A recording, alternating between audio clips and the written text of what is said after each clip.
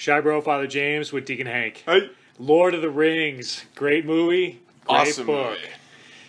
I remember when Lord of the Rings first came out, what was that, 2000, early 2000s, right? Yeah. Yeah, I was, I think, a freshman or sophomore in high school.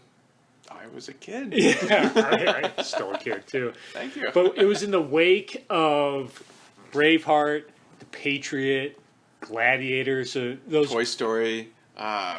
these great epic battle war movies that I loved as a kid and still do. We watched Braveheart and Patriot not too long ago. That was very educational for me. And so when Lord of the Rings came out, I was like, oh, all right, here we go, another one. Now, the first one I wasn't that into. I was just kind of watching. I was like, whatever, a little weird fairy tale stuff. And I loved it. wasn't sold right away. And then the second one came out. I have a vivid memory of my older brother coming home. He saw it in the theater with his buddies, and he was like, James, you got to see this. It's everything we've been waiting for. And it was just an epic, long battle scene. And then the third one was great. And they're just great movies. And then I read the books maybe about a year and a half, 2 years ago. J.R.R. Tolkien, classic, must-read Catholic novels, I would say. Would you agree with that? Yeah, it's on my list to read. Yeah, great. But J.R.R. Tolkien was a Catholic, and he it wasn't, the books aren't explicitly religious, so you don't have to be Catholic or Christian or even religious to read them and appreciate them. But if you are and you read them with a religious lens, you see aspects of the faith in them. So I'll just give you an example, not from the books themselves, but in a letter that J.R. Tolkien wrote to his son at the end of Tolkien's life. He said this: "Out of the darkness of my life, so much frustrated, I put before you the one great thing to love on earth, the Blessed Sacrament. There you will find romance, glory, honor, fidelity, and the true way of all your loves upon earth, which every man's heart desires."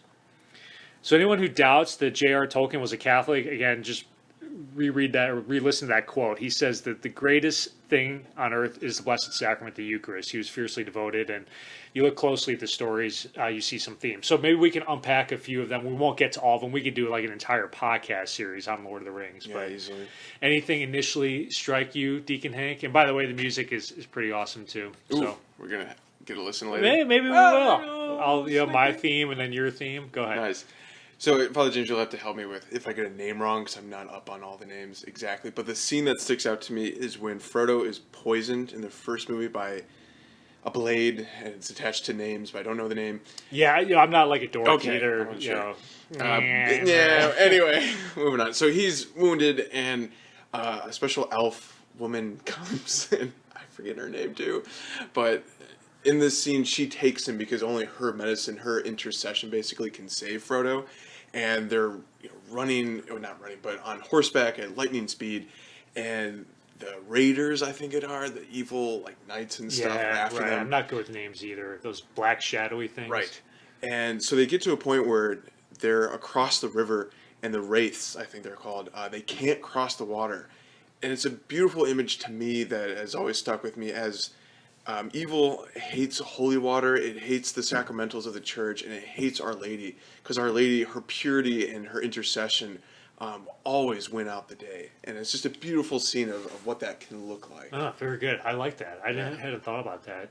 When you mentioned healing, one thing came to me too. So Aragorn, who's the king, he's the return of the king, and it doesn't come across as much in the movie as it does in the book. So after the Battle of Minas Tirith, that epic battle in the You third said one, you weren't good with names. Yeah, no, I researched this one. Nice. So that's when the orcs attack Gondor. Remember the giant city with that massive white wall, right? So the men, the good guys are victorious. They beat the orcs. And those, what do they call them? The wraiths, the thing with the dragon. It comes down and it stabs one of the guys too, and he gets really sick.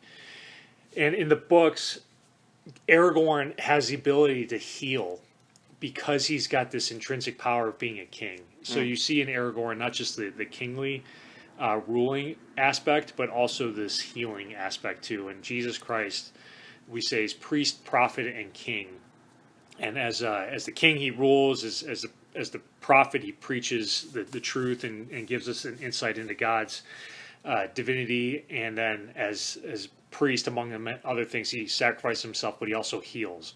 And so Aragorn has this ability to heal. And then after that battle, they march to Mordor for the final epic battle against Sauron, which is a great scene as well. So that came to my mind as well.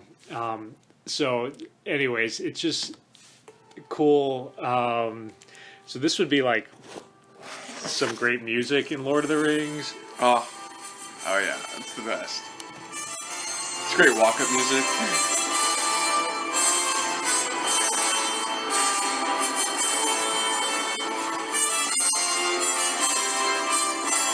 I think this is like Aragorn's song.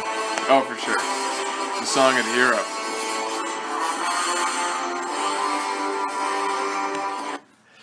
Okay, so we got Aragorn covered. You mentioned Frodo. Any other themes? I've got one other thing about Frodo that I wanted to mention, but anything, Deacon Hank, that you want to say? Actually, the one thing that's hidden me is the quote that you read. I'm not familiar with that quote, but it's striking because we think of Tolkien, and he had this wonderful epic mind to create a huge world, even beyond the book. So as Deacon Hank's talking, we're going to play his theme song. So you just heard my theme song. This is Deacon Hank. Fine.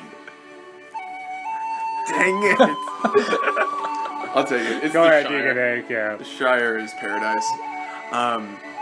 So J.R. Tolkien has this epic mind to create a language and an entire history, backstory of an entire world that doesn't even exist. And it just shows the intensity of the human imagination to create something like that. And then he goes further in his devotion for the Eucharist to say that that's where the greatest romance and love take place. And it's true. And if we think of our Lord Jesus Christ, it's through him that the entire world was created, the entire universe, every mystery, every soul was made. So to spend time before our Lord in the sacrament is to delve deeper into greater truth and beauty, and to really unpack what life is all about. And then maybe I'll end with Frodo. So here's the Shire song.